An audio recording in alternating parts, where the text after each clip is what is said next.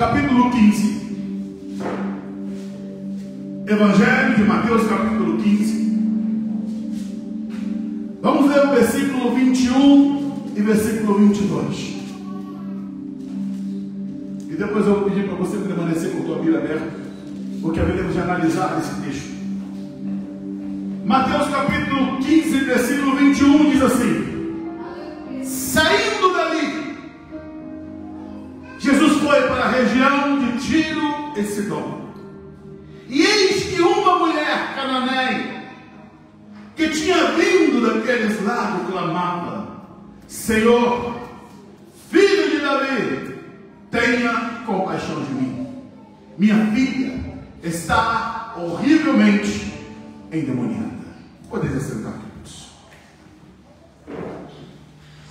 Deus, Ele é generoso, Ele é gracioso, é bondoso, e nós desfrutamos desses atributos de Deus, desde que nós nos levantamos até nos deitarmos. Esse espaço de tempo que estamos trabalhando, desenvolvendo as nossas atividades, Deus está cuidando de nós. Agora a vida é um mundo de barreiras, de dificuldade, é uma guerra, é isso, guerreamos todos os dias. Tem um adágio brasileiro que diz, né? Matamos um leão por dia. Todos os dias nós levantamos para a luta, para a batalha, para a guerra. Mas uma coisa entendemos: se não fosse a mão de Deus, se não fosse a misericórdia de Deus, nós não chegaríamos a lugar nenhum. E eu quero, nessa noite, analisar com os irmãos esse texto bíblico, que tem tanto nuance de detalhe. O evangelista Mateus, ele narra no seu evangelho, o evangelista Marcos também, com algumas pequenas diferenças, apenas da questão do ponto de vista como cada um dos evangelistas foram conduzidos pelo Espírito Santo para nos narrar esse fato que ocorreu.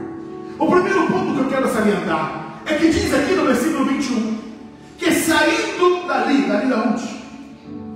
Jesus estava, se nós olharmos, por isso que pedi para você permanecer com a tua Bíblia aberta, no capítulo 15, no início dele, no verso 1, nós vemos que a Bíblia diz que então alguns fariseus e escribas vieram de Jerusalém até Jesus e lhe perguntaram: o que significa isso? A Bíblia está dizendo que um grupo de homens da cúpula da liderança de Israel saiu lá do sul, foi lá para o norte para interrogar o Senhor Jesus. Mas eles não estavam ali para aprender, para entender, para crescer, não. Eles queriam, na verdade, criar situações com Jesus. Queridos, a Bíblia é a palavra de Deus, é a verdade de Deus, mas quando ela entra no nosso coração, faz guarida, nós permitimos que ela germine e frutifique, ela faz o efeito. Tiago, ele explicando, ele disse assim: sede, pois, praticantes da palavra, não somente ouvintes, enganando-os a vós mesmos. Aquelas pessoas, elas queriam apenas ouvir e confrontar, criar situações com Jesus, mas eles não estavam ali para crescer e desenvolver. Por essa razão, Jesus ele tem uma palavra no verso 3 do capítulo 15, dizendo assim: mas ele respondeu: toda planta que meu pai celeste não plantou será arrancada. Olha o que ele diz no 14: esqueça os fariseus, são cegos, guias de cego. Ora, se um cego guiar outro cego, ambos cairão no buraco.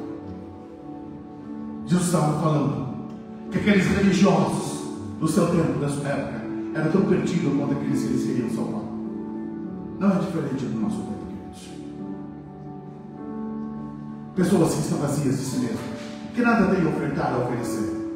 Queridos, tudo em pela qual o ser humano, nós precisamos, é algo que vem do céu.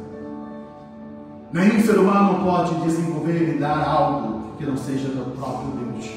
A palavra de Deus, ela é viva, ela é eficaz, ela é mais penetrante do que qualquer espada de dois gumes. Mas é o poder da palavra, o poder do Espírito que nos transforma, que nos muda. De nada vale palavras de autoajuda, porque quem somos nós para autoajudarmos? A nossa ajuda vem do alto, o meu socorro vem dos céus, o meu socorro vem do Senhor, não é dos homens, não são das pessoas. As filosofias, por mais belas e lindas que elas são fadadas ao fracasso por si mesmas, que são humanas e não podem socorrer o ser humano. E aqui nós encontramos então Jesus lá no norte.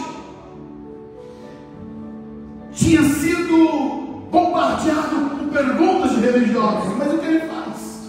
Aí Jesus faz algo aqui extraordinário, porque saiu da ordem daquilo que ele desenvolveu durante todo o tempo do seu ministério. Voltando para aquilo que eu li no início, o verso 21 diz: saindo dali, foi o ponto quando começamos, Jesus foi para a região de Tiro e Sidom. Queridos, o que significa Tiro e Sidom? Tiro e Sidom eram regiões pagãs, cananeias, estava fora do núcleo, fora do mapa de Israel. E é a única situação que José está saindo dessas cercanias. O que mostra isso, amados? Deus ama o ser humano. Deus tinha uma aliança com a nação de Israel, mas Jesus, em seu ministério, ele estende, ele sai dessa plataforma e vai até uma região pagã. Por que razão? Porque ele tinha uma vida, alguém que clamava, alguém que estava em desespero. Deus conhece o nosso coração quando ninguém está nos vendo. Ninguém sabia que lá tinha uma mulher desesperada, aflita, afligida por situações, mas Jesus, ele foi para lá. E é interessante que esta mulher, que a Bíblia está dizendo aqui, chamando ela de uma mulher cananeia, verso 22 diz: eis que uma mulher cananeia, que tinha vindo daqueles lados, ela naquela região, ela ficou sabendo que Jesus estava por ali, e ela então resolve ir ao encontro de Jesus. E eu quero parar aqui e deter um pouco, para analisar a situação desta mulher. Porque a Bíblia diz que essa mulher, ela tem um problema, ela tem uma dificuldade.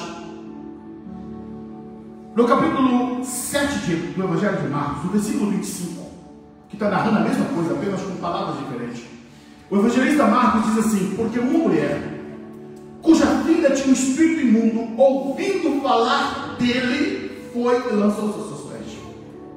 Tudo tem um começo, tudo tem um início. Entenda, essa mulher, primeiro, ela é pagã, ela não faz parte do núcleo do povo de Israel. Segundo ponto, ela tem outros deuses. Os pagãos, os cananeus, eles tinham sua atividade, eles tinham seus deuses, os seus cultos, suas crenças. Mas essa mulher, ela ouve falar de Jesus. E quando ela ouviu falar de Jesus, ela sai para ir em busca de ajuda. E qual é a ajuda que essa mulher estava precisando? Ela tinha na sua casa uma filha que estava endemoniada. E eu acho muito forte hoje essas coisas. E quando à tarde eu estava pensando nesse texto, porque aquela menina estava endemoniada. O que significa estar endemoniado, irmãos? Estar endemoniado significa que essa pessoa está possessa de demônios, espíritos malignos. Eles vêm, se apoderam de um corpo. Entenda, demônios são espíritos incorpóreos, eles andam em corpo. Eles precisam de um corpo, por isso eles entram em corpos para habitar, e ali eles, como agentes do mal, conduzem esses corpos à destruição, à miséria, se apossam. E a situação dessa menina, filha dessa mulher cananeia, que a Bíblia não apresenta o nome dela, ela é anônima para nós, mas Deus sabia que era. Jesus sabia que era. Podemos ser anônimos para os outros, mas Deus sabe teu nome, sobrenome, teu endereço, conhece a sua trajetória desde o seu nascimento. Ele sabe tudo sobre nós. E esta mãe estava sofrendo, desesperada, porque não sabia mais o que fazer. E aqui eu vejo que essa mulher, lá no meio do paralítico, ela chegou à seguinte conclusão: os meus deuses, as minhas crenças não conseguem contra o poder dos demônios. É importante nós salientarmos isso. Por mais que a nossa sociedade hoje tenta negar a realidade espiritual, hoje tentamos explicar todas as coisas de maneiras naturais, tentamos explicar hoje essa condição aqui, nos dias de hoje. Talvez essa menina seria internada em uma ala psiquiátrica, seria praticamente destruída com os psicotrópicos. colocaria nelas aquele verdadeiro mata-leão e ficaria ali, moribunda até a morte, porque nunca sararia, porque o caso dela não é psiquiátrico, o caso dela é espiritual. E quando as pessoas que hoje estão vivendo exatamente isso, para o mundo são loucas, mas espiritualmente estão debaixo do ataque do poder do inimigo. O inimigo nos odeia. Se ele pudesse, ele nos extraçaria. É por isso que Jeremias ele disse que as muitas misericórdias do Senhor é a razão de nós não sermos consumidos. Por quê? Porque Deus não permite que ele nos destrua. Por mais que o pé que erre, cometa erros, ainda assim a misericórdia de Deus é tão grande que nos poupa e que nos livra dessa ação diabólica, demoníaca que tenta nos destruir. Essa mulher chegou à conclusão que onde ela vivia não tinha esperança, não tinha mais o que ser feito, e é por essa razão que ela ouviu falar de Jesus e ela vai correr atrás. Oh Deus, na vida temos lutas, dificuldades, mas a lição que nós temos aqui é: esforça-te, levanta para lutar, não dá para baixar a cabeça. Essa mulher, do ponto de vista daquele que estava em volta dela, diz: não tem o que fazer, mulher, já era. A tua menina está possuída por espírito e ninguém tem poder para tirar esse espírito dela. Vai jogar a toalha, vai desistir? Não. Ela ouviu falar de Jesus e o que ela faz? Se tem alguém que pode resolver a minha vida, eu vou correr atrás. E entenda que quando você olha para o Evangelho, Jesus ele nunca tinha ido para aquela área. Mas na primeira oportunidade que essa mulher agarra, ela segura, ela corre atrás, ela vai para encontrar-se com Jesus. É isso que a Bíblia está dizendo. Ela sai correndo para buscar teu encontro com o Senhor. E agora uma coisa que me chama a atenção é que ela não chega ali como coitadinha. Sabe qual é um dos grandes problemas, dos males da nossa sociedade hoje? É que nós sempre nos achamos coitados. Porque Deus não é bom comigo, porque comigo aconteceu isso, aquilo outro, e passamos a olhar pessoas que aparentemente estão blindadas. Dizemos: olha, tal pessoa é tão feliz, tal pessoa parece que tudo dá certo para mim, tudo dá errado. E passamos a lamentar, murmurar contra Deus, reclamando de tudo, e sempre olhando para nós como se fôssemos coitados. Isso se torna uma tragédia, porque não vamos buscar na fonte correta para resolver a nossa vida. Vamos sempre achar que é um complô espiritual contra nós. Essa mulher, ao invés de se achar uma coitadinha, ao invés de ficar olhando: opa, por que minha amiga não tem isso? Por que os filhos dos meus vizinhos não têm isso? Só na minha casa, por que está comigo? Não, ela levanta a cabeça, ela vai encarar o problema, ela vai para a luta, ela vai para a batalha. E aqui tem lições que eu quero aqui transmitir com os irmãos. O verso 22 diz que eis uma mulher cananeia, que vindo daqueles lados, o que ela fazia? Clamava. O que é clamar, irmãos? Clamar é gritar. Tem um hino que diz assim: não importa o que vão pensar de mim, eu quero é Deus. Essa mulher levanta a voz. Entenda, Jesus está cercado por pessoas, está cercado de vidas em volta dele, e ela não se importa, ela começa a gritar, ela diz: Jesus, filho de Davi, tem compaixão de mim. Tem um ditado que diz: só sai o calor do fogo que está no fundo da panela. E ela entendeu que ela tinha um sério problema, e por essa razão ela está a gritar, ela está clamando, está pedindo ajuda. Eu costumo dizer que tem gente que morre calado, mas não pede ajuda, não expõe o que está precisando. Agora essa mulher tem uma segunda lição. Além dela sair correndo atrás de Jesus clamando, ela não tem vergonha de admitir: ela tem uma crise no lar dela, na casa dela. Sabe qual é um dos problemas da nossa geração?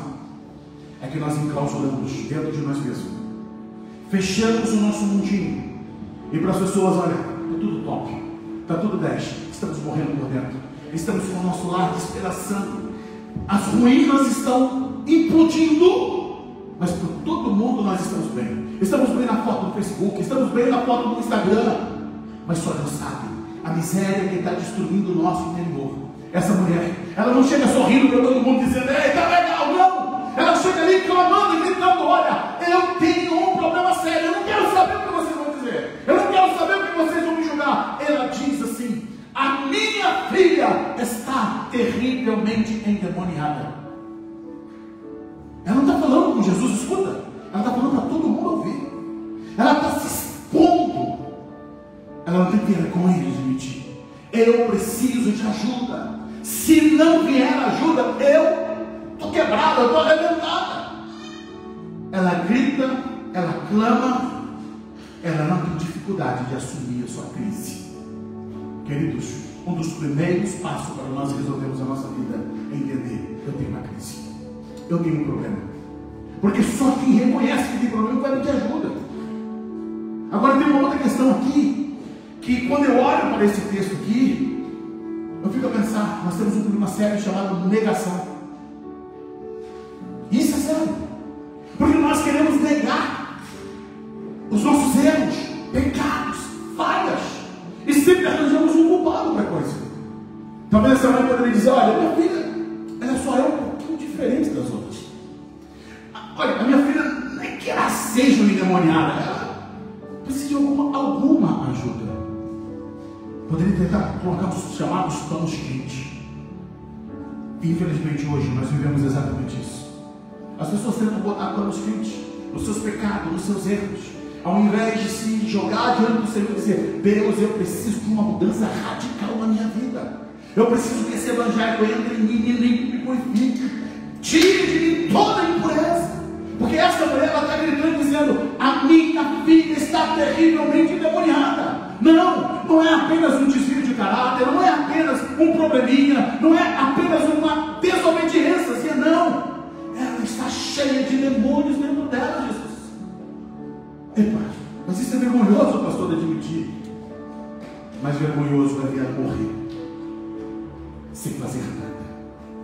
Mas essa mulher está disposta, independente do que meus vizinhos vão pensar, independente do que as pessoas vão pensar, eu vou em busca de ajuda.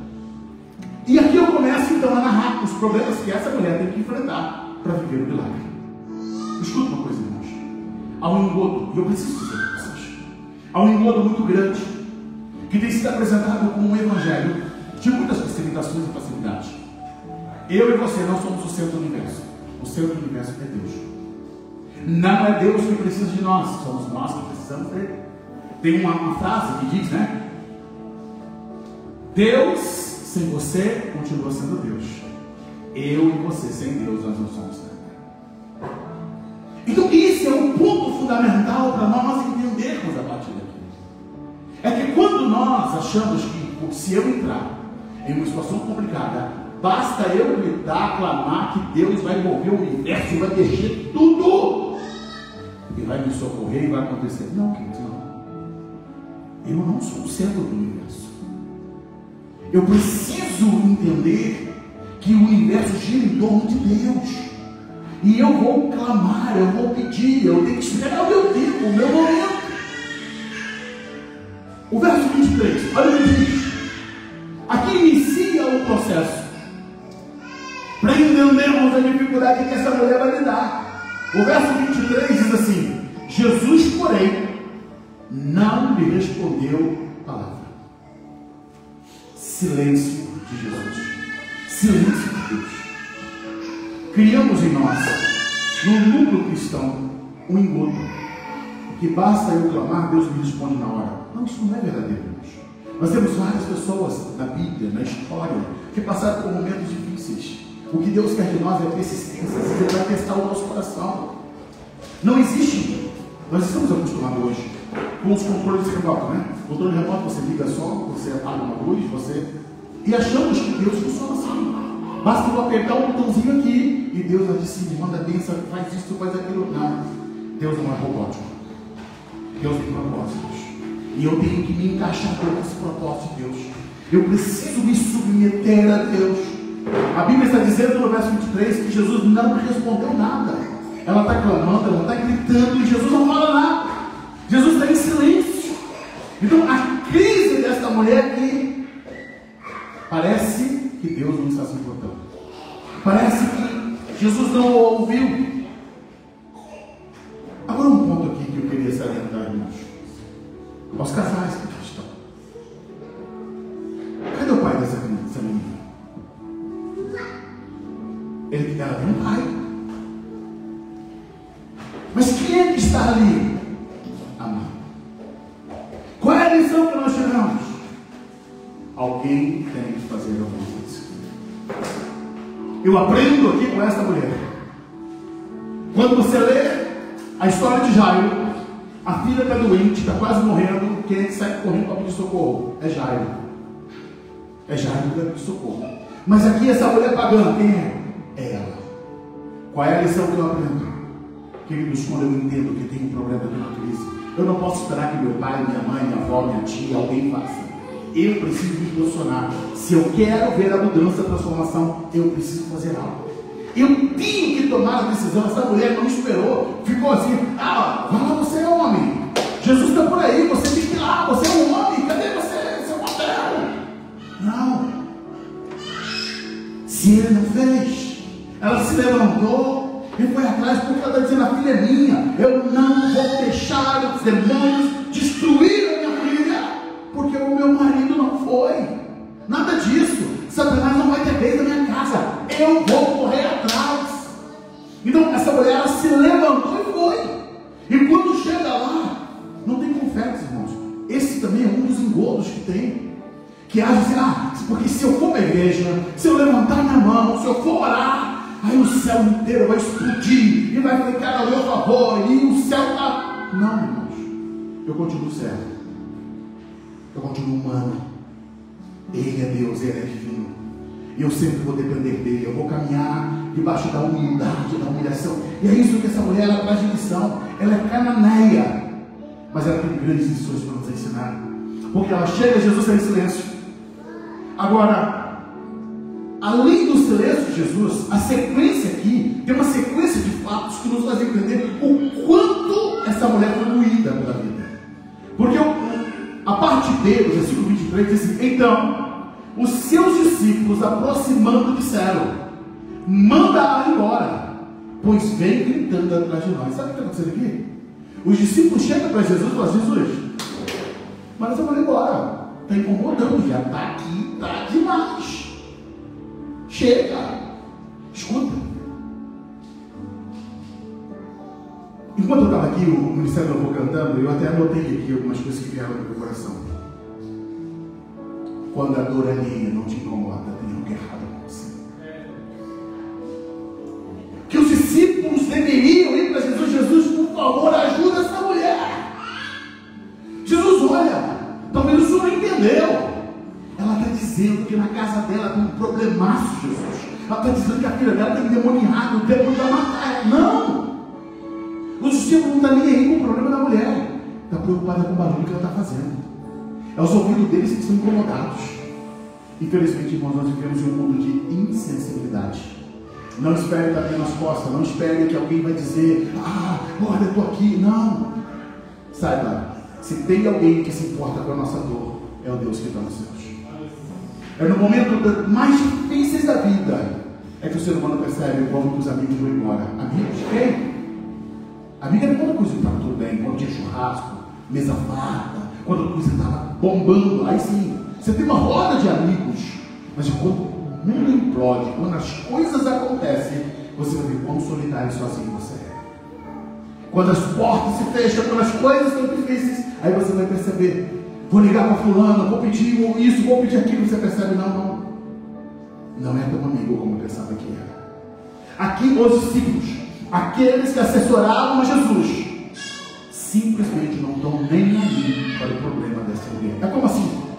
É uma cananeia, Jesus. Chega, manda embora, despacha logo. Ela é só mais uma mulher. Mas eu, como pastor, quero dizer para você: para Deus nós não somos só mais um problema, só mais uma pessoa. Não, nós somos únicos, exclusivos. Deus te trata com exclusividade. Você é tão exclusivo que a sua digital é única. Em 8,2 bilhões de pessoas sobre a Terra, ninguém tem essa impressão digital que você tem. A íris dos seus olhos é única em todo o planeta Terra.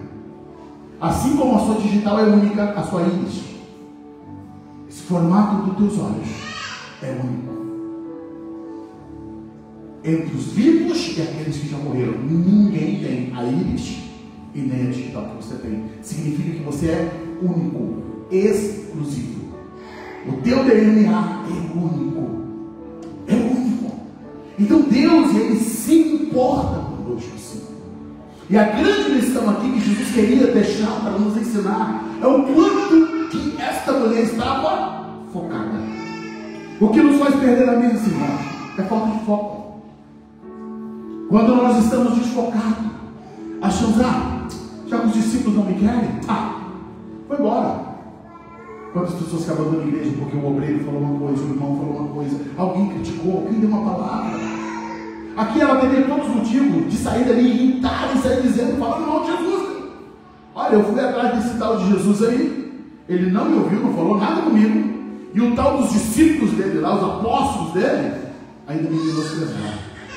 Mas essa mulher não estava ali por causa de pessoas, ela estava porque ela entendia que ela tinha necessidade. Quando eu entendo que eu preciso de Deus, não importa se as pessoas me dão abraços, me dão tapinha nas costas, se estão ali, eu não posso perder o meu foco. É essa a grande lição que essa mulher tem. Os discípulos disseram, manda embora. Agora o versículo 24 é mais forte. Por quê? Porque agora tem um não de Jesus. Até então ela sofreu com o silêncio. Mas no verso 24 agora Jesus diz não. Mas Jesus respondeu, não fui enviado senão as ovelhas perdidas da casa de Israel. Jesus agora diz, e aquela mulher ouve, epa, eu não faço parte da casa de Israel. Eu estou fora desse núcleo. Eu não pertenço a isso. Eu digo, irmãos, que quantas pessoas que se frustram e estão frustradas com Deus, porque Deus não respondeu, não deu o carro que queria, não deu o apartamento que queria, não deu o emprego, não deu o casamento, não deu aquele pedido, e por essa razão a pessoa se desvia, fica longe de Deus, está irritada, tem mágoa de Deus, tem ressentimento. Quando nós olhamos para a história humana, quantas pessoas se tornaram ateus e destilaram ódio contra Deus, porque suas orações não foram respondidas do jeito que eles queriam. Mas tudo isso é a incompreensão da maneira como Deus faz. Mas essa mulher, pagã, cananeia, entrou na história para dar lição para nós. Porque ela tinha suas divindades, seus erros, seu conceito errado sobre Deus. Mas quando ela saiu de casa, como se ela tivesse saída, eu estou decidida a ser diferente. Eu estou decidida a viver algo novo. E de fato ela viveu. Porque a Bíblia diz no verso 25, olha aí, o que diz no verso 25? A Bíblia diz, ela porém, quer dizer, entretanto, todavia, apesar de Jesus dizer que ela não fazia parte do núcleo da bênção, veio e o adorou, dizendo, Senhor, me ajude. Ela vai adorar. Ela vai prestar culto a Jesus, mesmo recebendo um não. Quantos louvores que a gente tem sobre adoração? Eu adoro. Como é que é essa mulher? Eu adoro pelo que ele é, eu não o adoro pelo que ele faz. E essa mulher está exatamente disso. Eu estou adorando por aquilo que ele é, porque ele não me deu nada, ele está me dando não aqui, mas ainda assim eu estou me prostrando, eu estou me adorando. Então esta mulher, se olharmos aqui desde o momento, ela vem gritando, quando ela chega diante de Jesus, ela recebe um não, mas ela se joga no chão, não se faz de coitadinha, e ela vai adorar o Senhor. Aqui é um contraste, irmãos. Sabe por quê? Porque, se os irmãos relembrarem, a história de um homem, Naamã. Lembra de Naamã? Naamã era um comandante da Síria. Ele estava leproso. E ele ouviu falar que tinha um profeta em Israel, que era Eliseu. E a menina disse para ele, olha, se você se comparecer diante de Eliseu, você vai ser curado. Então Naamã, ele fez uma comitiva, foi para Israel. E quando ele chega lá, o profeta não recebe ele. Só dá uma ordem. Vai no Rio Jordão e banhe 7 vezes. O quê? Aquele homem ficou furioso disso. Está de brincadeira. Quer dizer que eu esperava que botasse o tapete vermelho para mim, viesse cá, levantasse as mãos, botasse as mãos sobre mim, e a minha lepra ia ser curada. O sujeito nem veio me atender. Só diz que eu tenho que me banhar no Rio Jordão. E ele ainda faz a crítica dizendo Jordão. Jordão é rio barrento. cheio de barro, está sujo. E ele diz: lá na minha terra, na Síria, tem rios que dá 10-0 nisso aqui. Eu não vou entrar nessa água. E ele vai perder a bênção praticamente por causa do seu orgulho, por causa da sua soberba. Esse é Naamã. Aí os soldados dele chegam para ele e dizem: não, peraí. Você vai embora. Para para pensar. Se o profeta te pedisse algo difícil, você vai fazer? Ele só mandou você banhar-se. Mas para ele era difícil porque era orgulho. Orgulho é coisa de fragilidade. Orgulho é algo complicado, porque mexe com o nosso eu, faz a gente descer do pedestal, leva-nos para a humilhação. Então, era preferido dar uma na cara do que fazer ele se humilhar, descer lá no Rio Jordão. E Naamã se complica com isso, mas ele vai chateado, coração cheio de rã. Mas quando ele der o 7º mergulho, sua pele se torna como bebê. E ele vai reconhecer: Deus tem seus métodos de fazer, que eu desconhecia. E ele sai dali feliz da vida, explodindo no coração, e vai agora encontrar com Eliseu para agradecer. Ele quase quer pagar por aquilo que ele recebeu, mas quase que perdeu, irmãos. Quase que perdeu. E quando eu olho agora, voltando para o texto, essa mulher, quando ela recebe o não de Jesus, ela vai adorá-lo. Ela poderia dizer: ah, como assim, Jesus? O senhor não quer me abençoar? Por quê?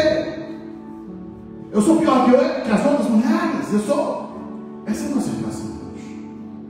Mas ela não, ela adora. E ela diz: Senhor, me ajuda. Isso é um grito de alma. Isso é um extravasar do coração. Escuta, silêncio, um não. Está ruim? Agora fica pior. O verso 26 é um dos textos difíceis da Bíblia. Há muito debate, né? Porque, lembrando, irmãos, é algo que está dentro de um contexto lá atrás, um contexto hebraico. Jesus, ele responde no verso 26: não é correto pegar o pão dos filhos e jogá-lo aos cachorrinhos. Até hoje as pessoas se complicam por essa fala de Jesus. Os judeus, quem precisa se humilha, quem precisa não joga os pontos, não encerra. Mesmo quando parece que o dia está dando tudo errado, essa mulher resolve aqui surpreender a todos, porque é no verso 27 ela dá aula de como se portar diante das adversidades. Ela diz assim: a mulher, é verdade, Senhor, meu Deus. Escuta, ela não questiona, é verdade, Senhor. O que o Senhor está dizendo é verdade, pois os cachorrinhos, eles comem das migalhas que caem da mesa dos seus pães. Você está dizendo: Senhor, tá bom, eu não sou filho, eu não posso sentar na mesa, mas deixa eu comer só as migalhas. Se for migalha, e se resolver minha vida, eu não me importo de sentar na mesa. Eu não preciso de honra, eu só preciso do milagre. Eu só preciso do milagre. O verso 28 diz assim: Jesus então exclamou. Quer dizer, Jesus, ele se admirou daquela postura daquela mulher. E aqui ele faz uma exclamação. Agora é Jesus que clama. Agora é Jesus que brada para todos ali ouvirem: mulher, que grande fé você tem, que seja feito como você quer, mulher. Agora é Jesus que vai gritar. A humilhada, ela que passou por todo esse processo, agora vai experimentar o tempo da resposta de Deus. Mas olha o processo, irmãos. Olha o caminho que essa mulher passou. Olha por onde ela trilhou para que pudesse experimentar a milagre de Deus. Deus é grave a tua vida, a tua casa. Lembre-se, cada um de nós vivenciamos momentos diferentes. É como nós nos postulamos diante de Deus, é como nós reagimos diante das adversidades, é que vai nos fazer vivenciar o milagre ou perder o milagre. Jesus nunca mais vai voltar para ti esse nome. Essa mulher nunca mais vai se encontrar com o Senhor. E na oportunidade que ela teve, ela se encontrou. E no encontro que ela teve, ela não deixa escapulir das suas mãos. Ela brada e diz: Senhor, que seja migalhas, mas eu quero migalhas. Que nós possamos ter uma postura de humildade, de buscar o Senhor. Agora é interessante que Jesus não deu migalhas para ela. Não. Ela falou: eu aceito as migalhas. Mas Jesus subeleva ela. Ele está dizendo: não, você vai voltar para casa. Seja feito como você quer. E desde aquele momento a filha dela foi curada. Mas eu vou para o Evangelho de Marcos. O Evangelho de Marcos diz assim: então ele disse, Marcos capítulo 7, versículo 29. Então ele disse: por essa palavra vai. Após aquela mulher ter dito, né, sim, Senhor, mas também os cachorrinhos comem debaixo da mesa as migalhas dos filhos. Então Jesus ele disse: por esta palavra, eu estou dizendo, vai, o demônio já saiu da tua filha. Ela ali agora, ela tem um dilema agora.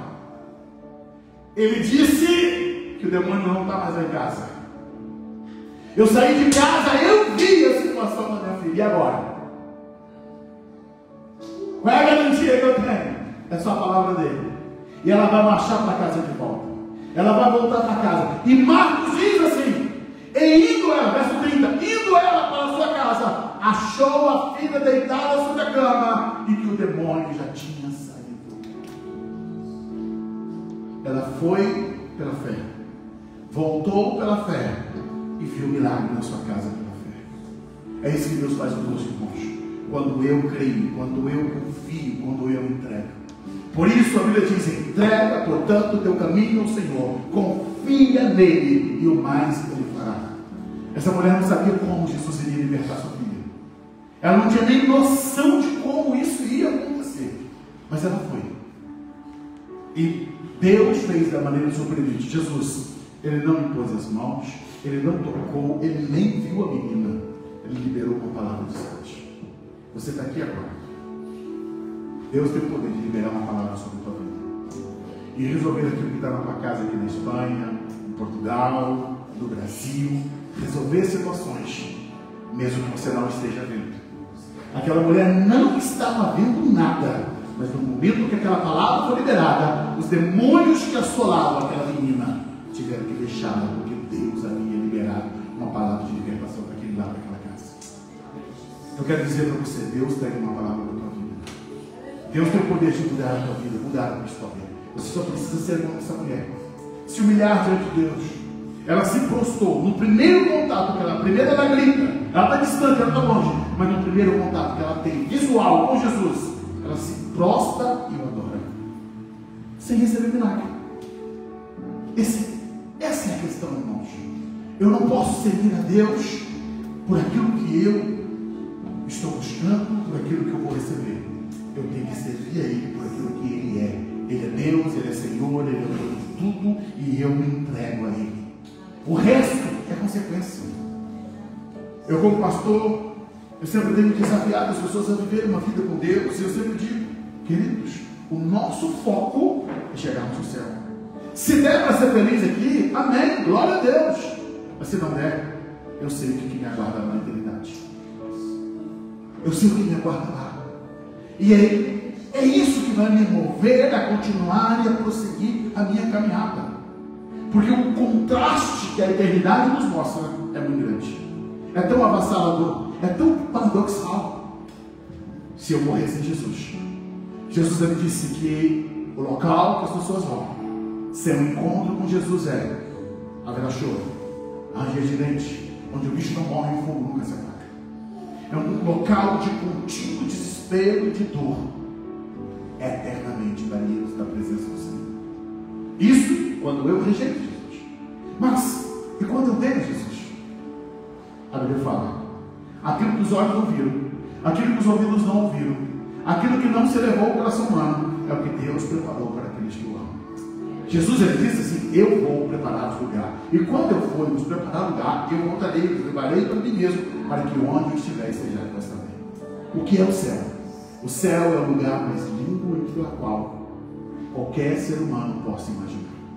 Ainda que você possa imaginar o mais lindo, Paulo diz, Aquilo que os olhos não viram, ouvidos não ouviram falar, você não conseguiu desejar no coração, é o que Deus preparou. João, ele descreve e diz: lá não haverá mais choro, lá não haverá mais morte, lá não haverá tristeza, as coisas velhas se passaram. Sim, Deus vai fazer tudo novo. E o mais lindo é que a Bíblia diz que Deus enxugará nos nossos olhos toda lágrima. Pronto, é o ápice da vida, a eternidade com Deus. Por isso, irmãos, haja o que eu quero, aconteça o que acontecer aqui nessa terra, eu não posso largar minhas mãos do Senhor. Seja sentado na mesa, seja com migalhas, mas eu tenho que seguir avante. Eu não posso parar em hipótese nenhuma. Se coloca de pé. Eu queria que você fechasse os teus olhos agora. Deus é o Deus que renova a nossa aliança comigo. Eu não sei como você chegou aqui. Eu não sei como está seu coração. Eu não sei do que você precisa, como você deixou a sua casa. Mas tem um Deus que te ama. Tem um Deus que quer te abençoar. Tem um Deus que quer mudar a tua história, quer mudar a tua vida. Por essa razão, agora, tudo que você precisa é declarar para Ele a sua necessidade. O que passa dentro de você? O que passa no teu coração? O que está aí dentro? Qual é o grito da tua alma? Qual é o grito do teu interior? Expõe para Ele, conta para Ele. Diga para Ele o que você precisa. Deus ama você. Deus ama a sua vida. Ele tem o melhor para você. E eu creio que esse Deus que te trouxe aqui nessa noite, Ele vai mudar a tua vida, vai mudar a tua história, vai trazer algo novo sobre o teu coração. Eu creio. Tem um Deus que ama a tua vida. Tem um Deus que nos ama. Tem um Deus que tem o melhor para nós. Aleluia, Jesus.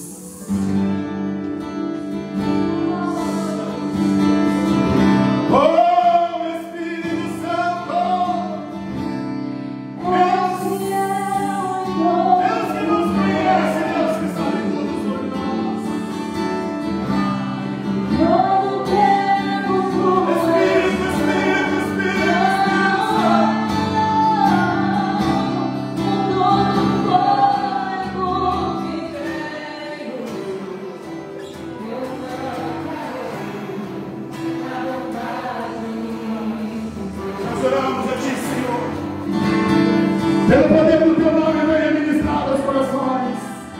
Sara corações nessa noite, Deus. Despedaça os grilhões, as cadeias, a barra. Em nome de Jesus. Em nome de Jesus, eu oro agora. Visita esse lar. Visita essa família, Deus. E muda a história. Despedaça os grilhões dos poderes das trevas. Os poderes dos demônios, nós repreendemos pelo poder que é no nome de Jesus. Toma ação demoníaca do reino das trevas que tem aprisionado lares de família. Nós repreendemos em nome de Jesus. Em nome de Jesus, em nome de Jesus, em nome de Jesus. Espírito Santo.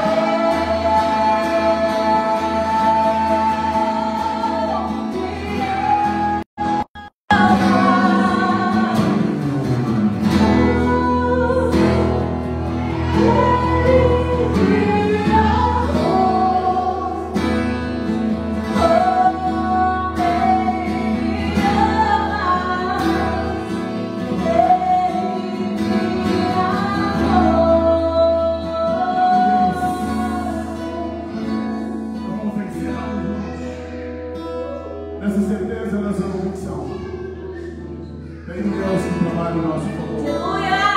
Meu Deus que cuida de nós. Catarina, você vai com Cristo Jesus, já assumiu o compromisso com Cristo. Quer fazer isso hoje, meu amigo? Deus fala para Deus. Você não está apenas por uma razão comum. Pelo amor de Deus, que é para Ele, que trouxe para esse lugar. Mas nós não queremos te constranger. Queremos apenas orar para você e declarar a bênção de Deus sobre a tua vida. Quer fazer isso hoje? Eu venho, vem. Glória a Deus!